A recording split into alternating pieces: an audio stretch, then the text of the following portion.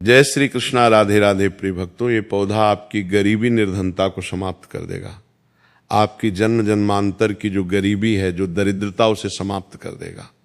आपके जीवन में चल रही किसी भी प्रकार का कष्ट है, बाधा है, उसे ये पौधा समाप्त कर देगा। दोस्तों, इस पौधे में साक्षात माता लक्ष्मी जी का वास है। दोस्तों, प्रकृति का खजाना अनमोल और असीमित है।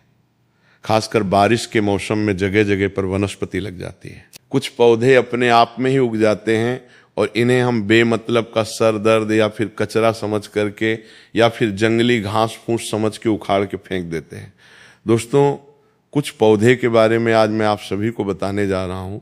ये हमारे आसपास में मौजूद होता है और इन्हें हम कचरा नहीं, बहुत ही ज़्यादा कीमती और अनमोल रत्न कहना चाहेंगे।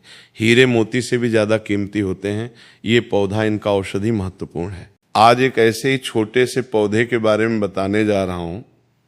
मेरे घर के आसपास में ये पौधा बहुत ही आसानी से लगा हुआ है। बहुत ही अधिक मात्रा में जो है मेरे घर के सामने में लगा हुआ है और मैं चाहता हूँ कि आपको भी इसकी जानकारी हो। आप स्क्रीन पर देख सकते हैं।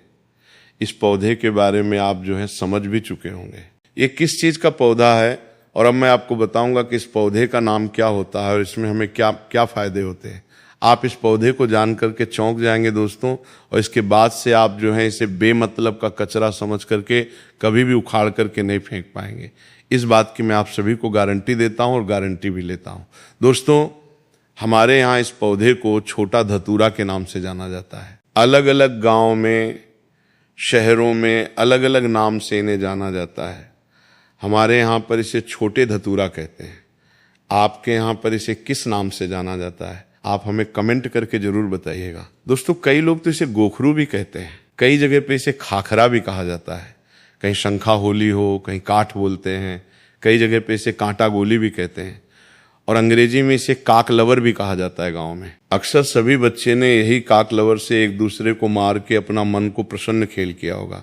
मैं भी बचपन में अपने दोस्तों के कपड़े में इसे चिपकाया करता था। इन्हीं को देख करके हम अपने बचपन से जवान हुए हैं। इसे ज़्यादातर गाँव, खेत, खलिहान में पाया जाता है।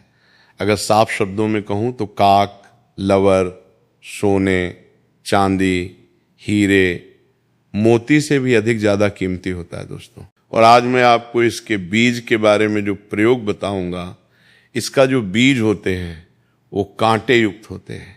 जनवरी और फरवरी के महीने में इसमें बीज आना शुरू हो जाते हैं।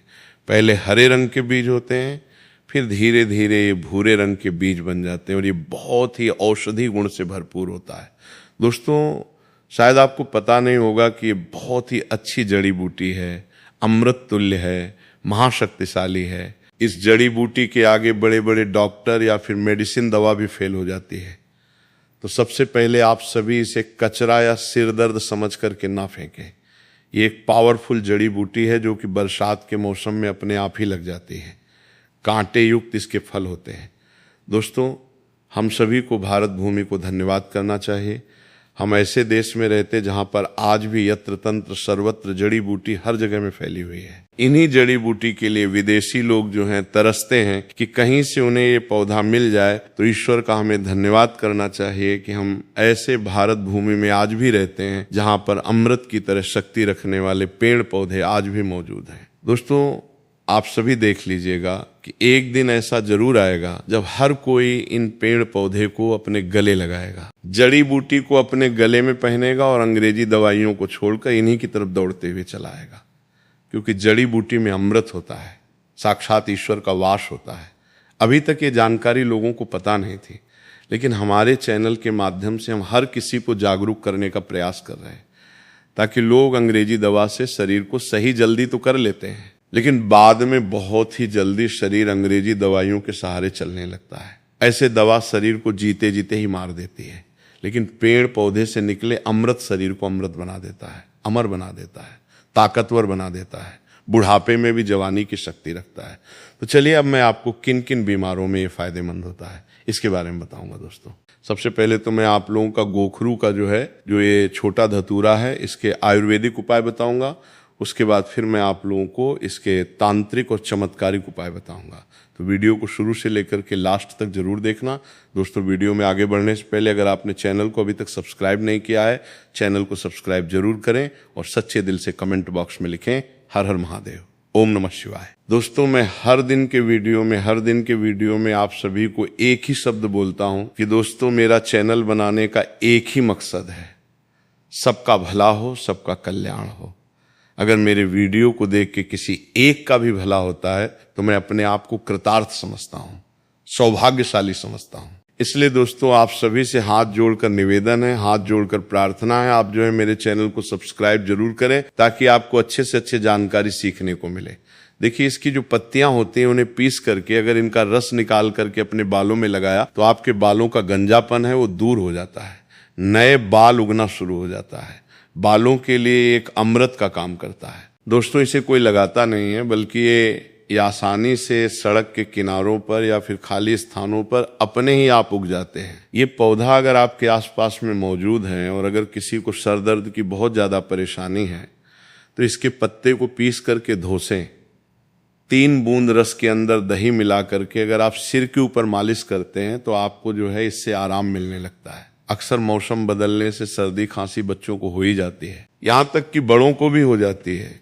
इसके पत्ते को छांव में सुखा के दूध के साथ से सेवन करने से सर्दी खांसी तुरंत ही खत्म हो जाती है। दोस्तों, ये हर प्रकार के कमजोरी को दूर करने के लिए भी रामबाण कार्य करता है। देखिए, आजकल के समय में ज्यादातर लोग कमजोरी की समस्या से बहुत ही ज्यादा परेशान हो चुके हैं, क्योंकि हमारा लाइफस्टाइल इतना ज्यादा खराब हो चुका है कि हम अपने शरीर की ओर ज्यादा ध्यान नहीं दे पाते, सारे पोषक तत्व इन्हें नहीं पहुंचा पाते।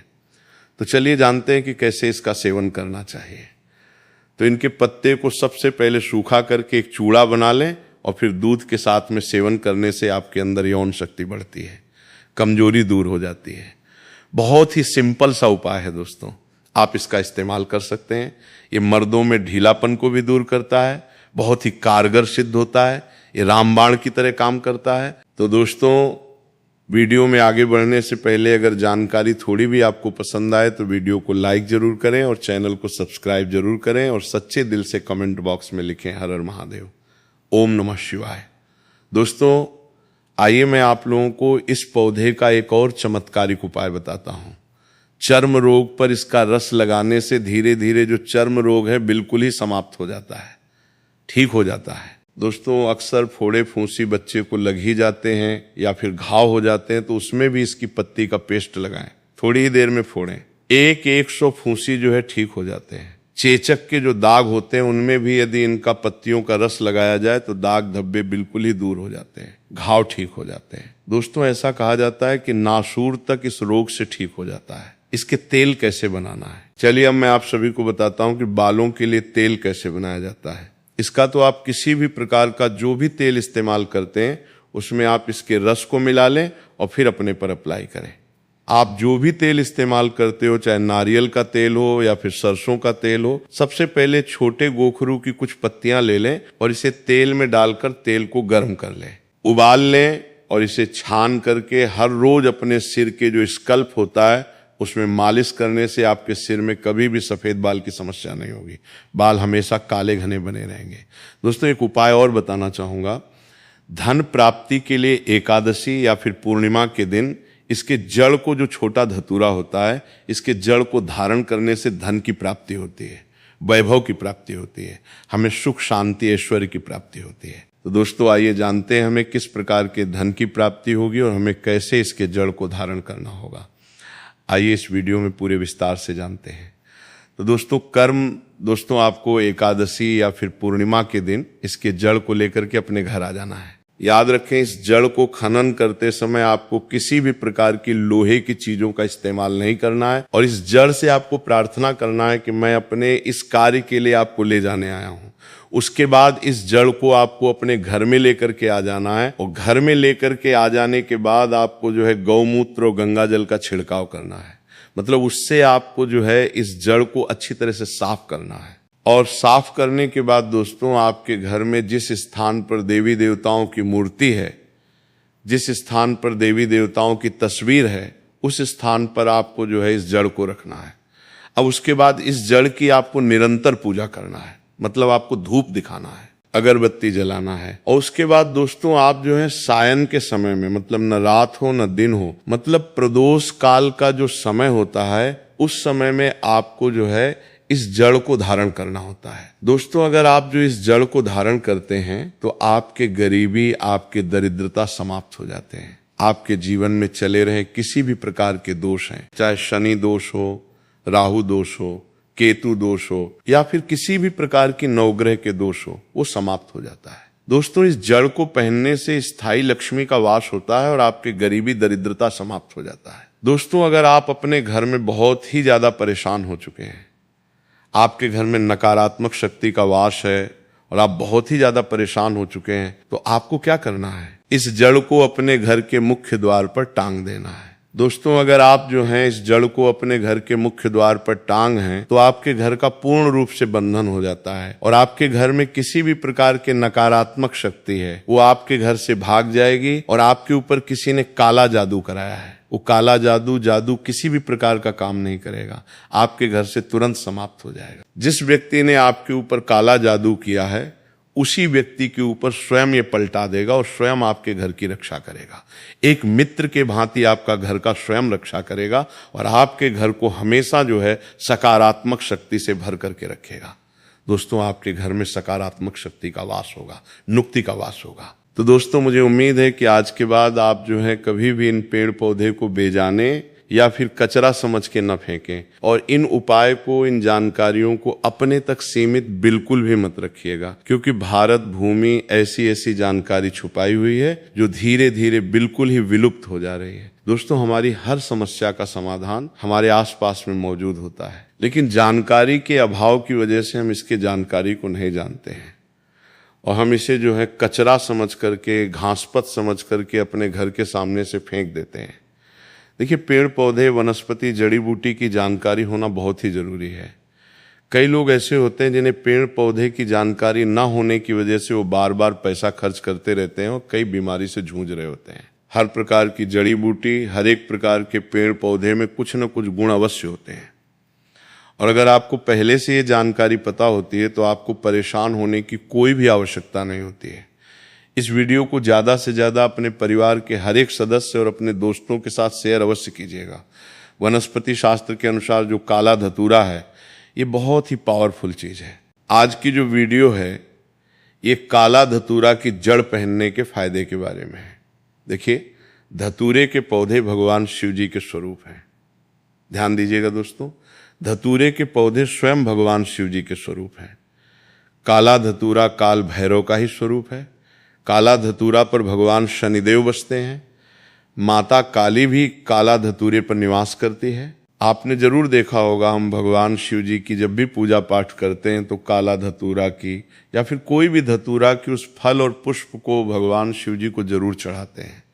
भगवान शिव जी को कोई भी मीठे मिष्ठान चढ़ाने की जरूरत नहीं है, तो कोई भी को काला धतूरा की उसका पूजा पाठ करते हैं। अगर कोई भी व्यक्ति सच्चे मन से काला धतूरा के फल को या फिर पुष्प को भगवान शिव जी को चढ़ा देता है तो भगवान शिव जी उसे स्वीकार कर लेते हैं।